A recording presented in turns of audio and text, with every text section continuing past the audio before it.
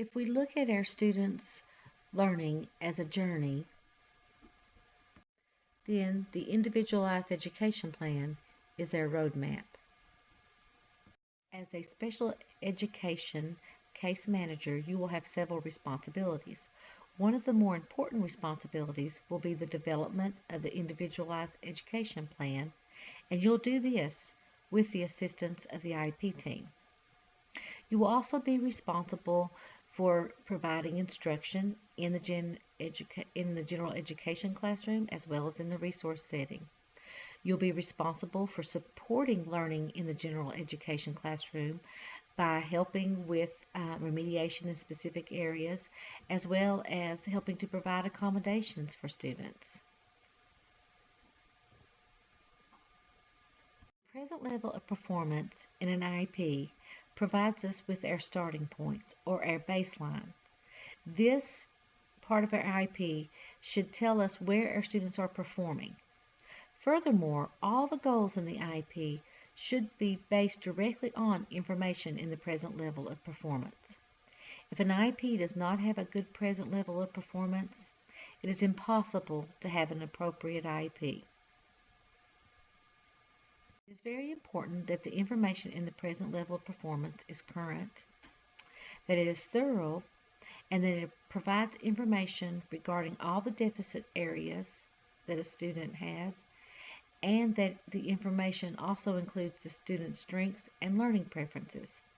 If you are serving a student and you review that student's IEP and find that the present level of performance does not have adequate information, I would recommend that you hold another IEP meeting to correct that IEP.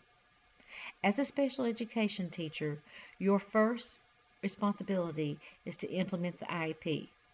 It is very important that that legal document is written appropriately so that you can perform your job as you should. It is also required that the present level of performance addresses the student's functional skills. Examples of functional skills are communication skills, daily living skills, study skills, social skills, self-advocacy skills. Behavior would also fit in this area.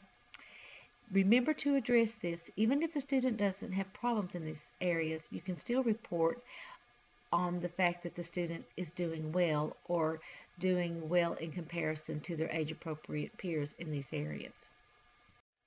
If our IEP is our roadmap, then our post-secondary goals in that IEP are our ultimate destination. At the secondary level, everything that we do should be to work towards those ultimate goals of what the student's going to do once they leave us.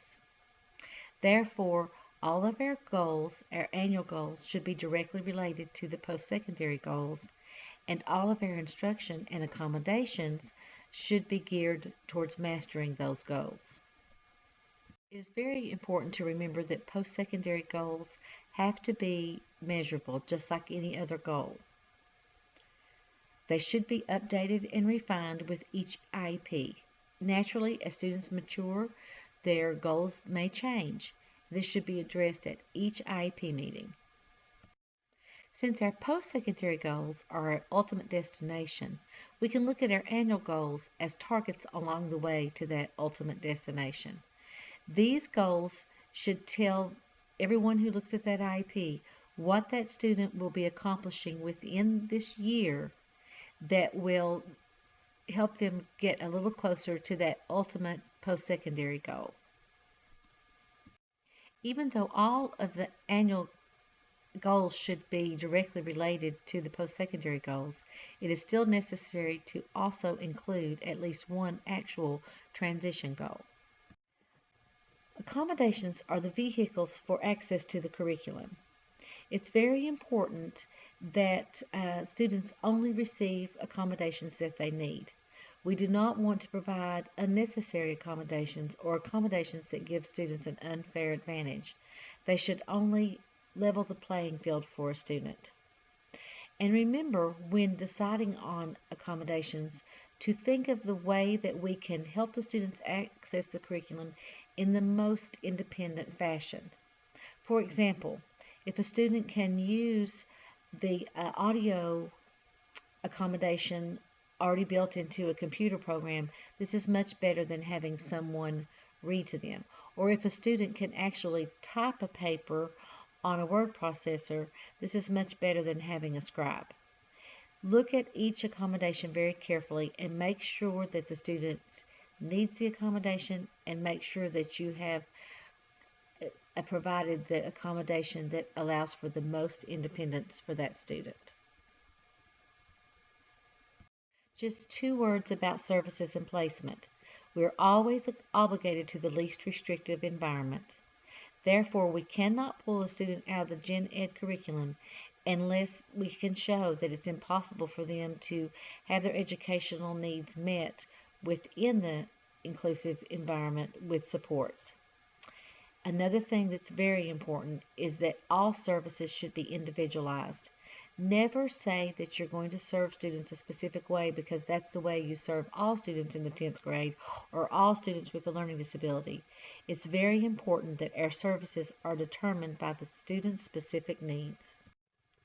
Since individual goals will be guiding your instruction in many areas, it is very important that you are also monitoring progress in these goals. In fact, we are obligated to measure and report progress in goals at least as often as students receive report card grades.